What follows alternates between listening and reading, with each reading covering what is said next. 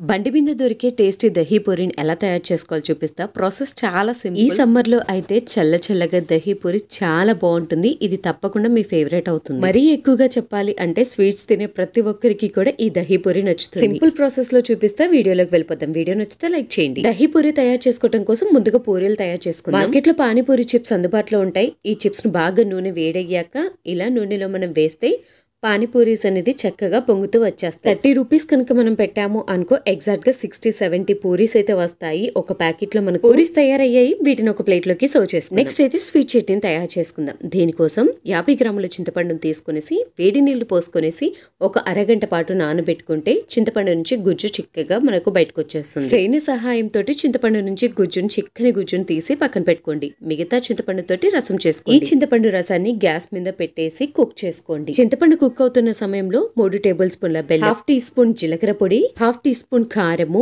1/2 tea spoon salt ను add చేసుకోండి. Salt light గా యాడ్ చేసుకోండి. మనకి ఇది స్వీట్ చట్నీ కాబట్టి స్వీట్ బాగా తగులుతూ ఉండాలి. సోంపును పొడి చేసి 1/2 స్పూన్ యాడ్ చేసుకోండి. టేస్ట్ చాలా బాగుంటది చాట్ కు. బెల్లం కరిగి చింతపండు బాగా చిక్కబడేంత వరకు కూడా కుక్ చేసుకోండి. ఈ స్వీట్ చట్నీని మనం ఫ్రిడ్జ్ లో పెట్టుకుంటే నెల రోజుల పాటు మనకు నిలవ ఉంటుంది. ఇలా మంచిగా థిక్ అయ్యాక ఒక బౌల్ లోకి సర్వ్ చేసుకోండి. ఇప్పుడు ఆలూ స్టఫింగ్ ను తయారు చేసుకుందాం.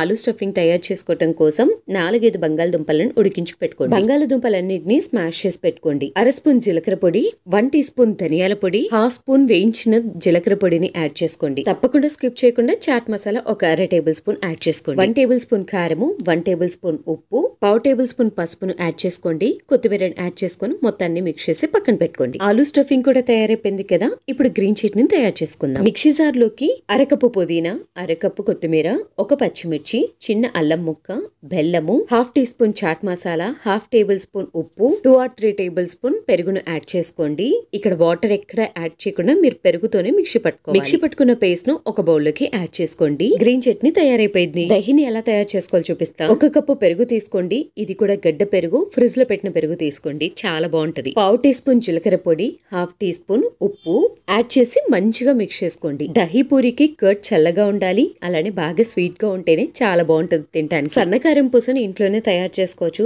అది ఎలా అనేది మీకు అందరికి చెప్పాల్సిన అవసరం లేదనుకుంటున్నా. అలానే సన్నగా కట్ చేసుకున్న ఆనియన్, మిర్చిని కూడా పక్కన పెట్టుకోండి. ఫైనల్ గా మనం అన్నిటిని తయారు చేసేసుకున్నాం కదా. ఇప్పుడు దీని మొత్తాన్ని ఎలా సర్వ్ చేసుకోవాలో చూపిస్తాను రండి. పూరికి ఒక చిన్న హోల్ పెట్టండి. ఇందులోకి ఆనియన్ స్టఫింగ్, ఆనియన్స్, గ్రీన్ చట్నీని కొద్దిగా, అలానే టమాటాలు, ముందుగా మనం తయారు చేసుకున్న స్వీట్ చట్నీ ఉంది కదా, స్వీట్ చట్నీని కొద్దిగా దహీ తోటి పూరి మొత్తాన్ని ఫిల్ చేసేసుకోండి. మీకు నచ్చితే పైన కొద్దిగా కారము, గరం మసాలాను యాడ్ చేసుకునేసి సన్నకారం పూసను పైన వేసేసుకునేసి ఎంజాయ్ చేయటమే. చాలా సింపుల్ కదా. ఇక నుంచి బండి మీద కొనకుండా ఇంట్లో ఉండే వాటితోటి చక్కగా ఇలా తయారు చేసుకోండి. ఇంట్లో వాళ్ళందరికీ చాలా బాగా నచ్చుతుంది.